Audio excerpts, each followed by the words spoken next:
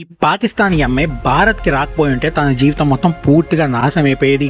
ఇంతకీ ఏం జరిగిందంటే, ఇక్కడ కనిపిస్తున్న ఈమె పేరు అఫ్జల్ గుల్. ఈమె పాకిస్తాన్కి చెందింది. ఆమెకి కేవలం 10 నెలల పాపగా ఉన్నప్పుడు ఎత్తు నుంచి కింద పడటం ద్వారా ఆమె తల ఎముక భాగాలు 90 డిగ్రీస్ వరకు వంగిపోయాయి. ఆమె మెడ పూర్తిగా ఒకవైపు వంకరిగా మారిపోయింది. పాకిస్తాన్లో ఉన్న చాలా హాస్పిటల్లో ఆమెను చూపించారు. డబ్బులు లేకపోవడంతో ఆమెకు సరైన వైద్యం అందక ఆమె సుమారు 12 నుంచి 13 సంవత్సరాల వరకు అలా వంగిపోయిన మెడతోని జీవించింది. ఆమె కథని ఇంటర్నేషనల్ మీడియా అయితే కవర్ చేసింది.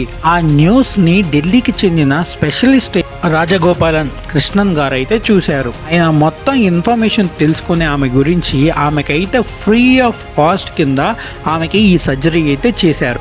ఈ సర్జరీ తర్వాత ఆమె పూర్తిగా కోలుకుంది. అంతేకాకుండా ఆమె మెడ స్ట్రైట్ గా అంటే సరిగ్గా కూడా అయిపోయింది.